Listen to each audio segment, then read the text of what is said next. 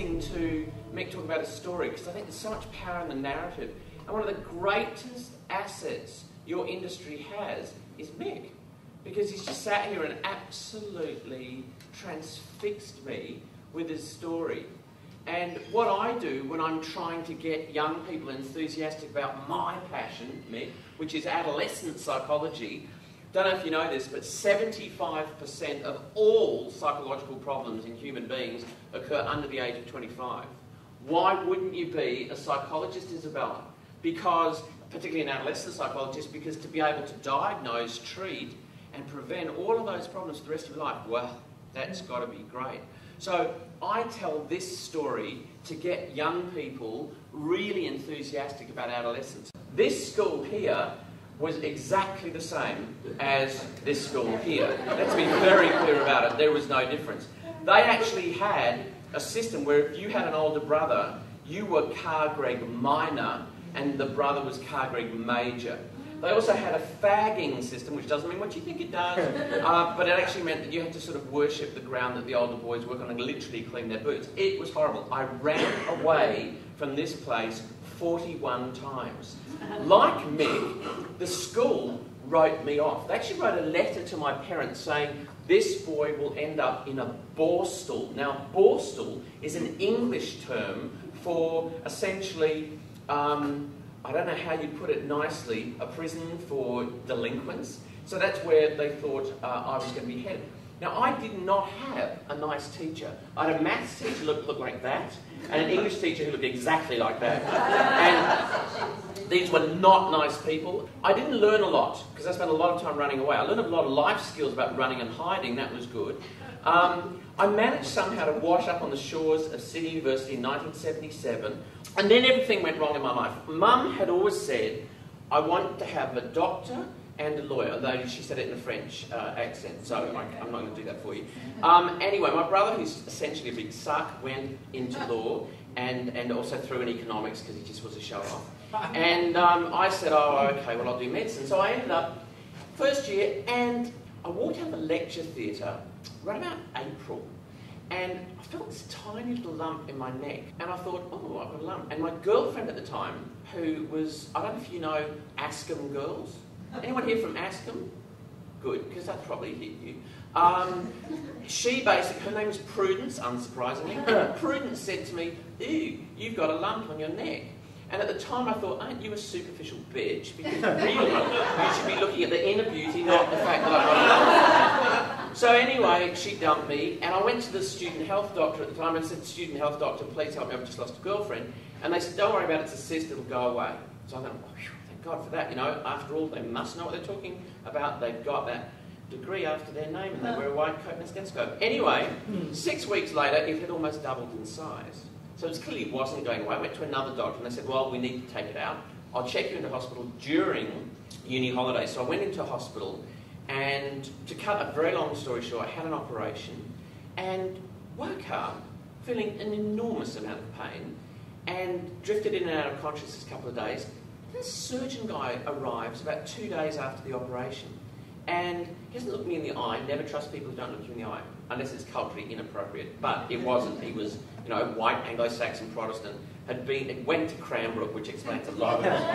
Anyway, this guy kind of didn't look at me in the face. He said, I'm sorry, Michael, I've got some really bad news for you. You've got malignant cancer, and you have 8 weeks to live. And he turned around and walked out of the room. And I'm thinking, a word beginning with F, which we don't need to go into. Refrigerator, I think it was. And then there's this knock on the door, and a Catholic priest walked in. And I thought, shit, how long have I got?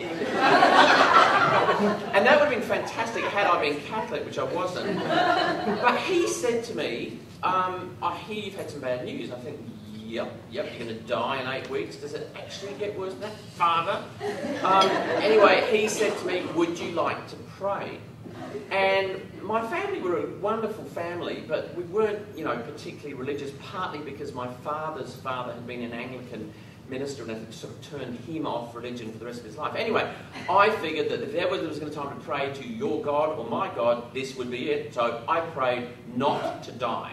I said, look, give me a second chance. I'll do something useful with my life, I promise. Out of that experience came Canteen, the world's first teenage cancer patient society, which I started in this city in 1984 with 5 other young people, 3 of whom are dead and 2 of whom continue to survive, and 1 of whom is a psychologist, which makes me very proud.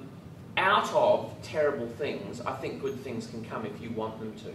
So, what is the psychology of a career choice? Well, you've heard Mick's very, very clear story. And I mean, if you didn't get that caring for his Nan, and Nan being such a charismatic adult in his life, really created what you see here today, that you weren't paying attention. My career was absolutely a result of my personal journey. In fact, my mother was profoundly disappointed when I dropped out of medicine. Later, I became an associate professor in the Department of Paediatrics at Melbourne University. Then she was proud and she could die. But up until then, I was a profound failure. It's very sad. So, the big question, how do we sell your sector to Gen Y? And I want you to imagine that Isabella has actually hired Michael Carr-Gregg advertising, marketing and promotion machine. It doesn't exist, but it does now, for the sake of this particular argument. We've got a particularly pathetic logo, but it's the only one I could come up with. And we basically, first of all, did an audit.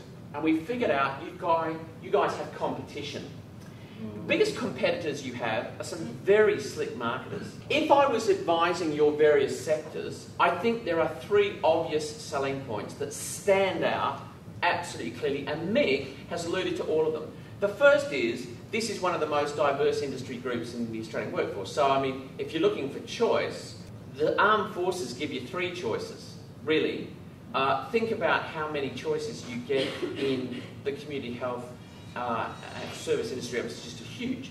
It's a big industry, and of course it's tipped to be the fastest growing. Now, kids one of the unique characteristics of adolescence is an inability to predict the consequences of their actions or to look forward. So you have to make this a huge, big sign. This is tipped to be the fastest growing industry in Australia in the next 5 years, correct? Correct. Right. And of course it's an exciting and rewarding time for a young person to begin their training or start, as Mick has, working in community service or health. I mean, to me, those are the 3 most obvious points. When I took my 19-year-old aside and I did a 1-person perceptions audit, now obviously if I was a proper company, I'd do a lot more than 1. What did I ask him? I said, what do you think of when I say to you community service and health sector? He said, well, I think of 1 thing, and that was doctors and nurses. Yeah. That's all he thought of. Yeah? And so it's nice to know that my 19-year-old, despite everything I've done to him, is fairly normal. So I actually think we need to pump up this sector. And I think we do so by saying, yep, it's diverse, it's huge size and scope, and it's very fast growing. And what we need to emphasise is you can be at the cutting edge of the growth of this technology, and I think that's a really big selling point. So we've got lots of these trends, new career pathways are being created, and of course one of the most exciting things is you can't actually market the jobs that will exist in your sector in 10 years' time because they haven't been invented yet. Because we're going to have that stem cell stuff, if you actually look at that, that's just going to turn medicine on its ear.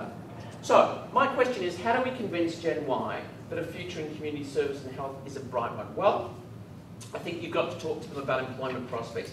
There is a crystal ball, and we've actually done some projections, both national and New South Wales projections. Get a job here, and you've got a job for life.